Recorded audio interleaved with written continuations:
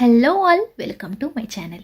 ఈరోజు స్పెషల్ రెగ్యులర్గా చేసుకునే చికెన్ ఫ్రై కంటే సూపర్ టేస్టీగా, సింపుల్గా, తొందరగా చేసుకునే రెసిపీ చికెన్ ఫ్రై. ఇది తప్పకుండా ట్రై చేయండి, మీరు సూపర్గా ఉంటుంది టేస్ట్.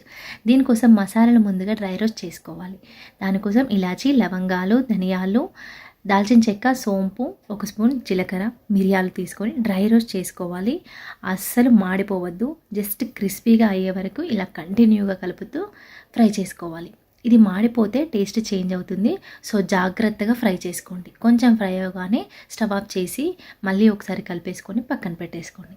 ఇప్పుడు గ్రేవీ మసాలా కోసం అల్లం వెల్లుల్లి తీసుకోవాలి. అల్లము, వెల్లుల్లి, అలాగే ఉల్లిపాయలు ఇలా కట్ చేసి తీసుకోండి. ఇవి మిక్సీ జార్లో వేసుకొని ముందుగా ఫ్రై చేసుకున్న ఈ మసాలాలు కూడా ఇందులో వేసుకోవాలి. ఇప్పుడు మీ టేస్ట్కి తగ్గట్టుగా కారం కూడా ఇక్కడే యాడ్ చేసుకోండి. కారము మీకు తగ్గట్టుగా వేసుకోవాలి.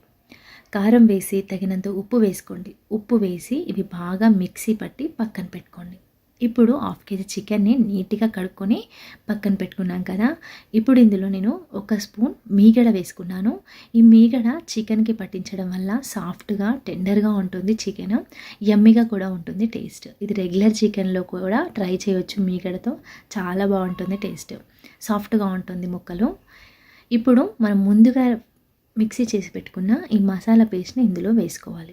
ఇందులో వేసి మీకు తగినంత పసుపు ఇక్కడే యాడ్ చేసుకోండి. నేను మిక్సీలో వేయడం మర్చిపోయాను, సో ఇప్పుడు ఇక్కడ తగినంత పసుపు వేసుకోండి.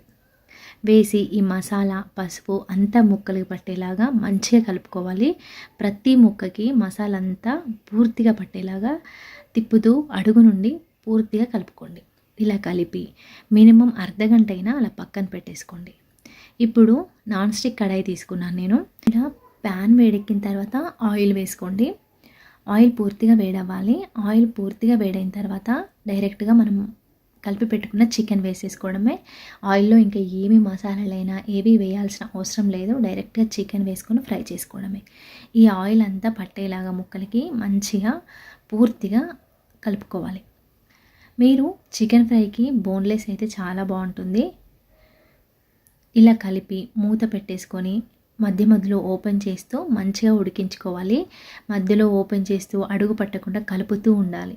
ఈ చికెన్ నుండి వాటర్ వస్తాయి కదా, అవే సరిపోతాయి. అలాగే మనం ఉల్లిపాయ పేస్ట్ వేసాం కాబట్టి అందులో వాటర్ వస్తాయి. సో ఎక్స్ట్రా నీళ్ళు ఏమీ అవసరం లేకుండా ఈ వాటర్తోనే చికెన్ అంతా పూర్తిగా ఉడికిపోతుంది. కానీ మంట మీడియం టు లో ఫ్లేమ్లో పెట్టుకొని ఫ్రై చేస్తూ ఉండాలి. ఈ విధంగా అడుగు మందంగా ఉండే కడాయి తీసుకోండి, ఇంకా బాగా వస్తుంది చికెన్ ఫ్రై. ఇలా చూసారా, ఆయిల్ అంతా సపరేట్ అవుతుంది, వాటర్ కూడా సపరేట్ అయినాయి. ఈ వాటర్ కూడా దగ్గర పడిపోయాయి కదా. మీకు ఇంకా డ్రైగా కావాలనుకుంటే ఇంకా కాసేపు ఉడికించుకోవచ్చు. లేదు కొంచెం గ్రేవీగా కావాలనుకుంటే ఇంత ఫ్రై చేసుకుంటే సరిపోతుంది.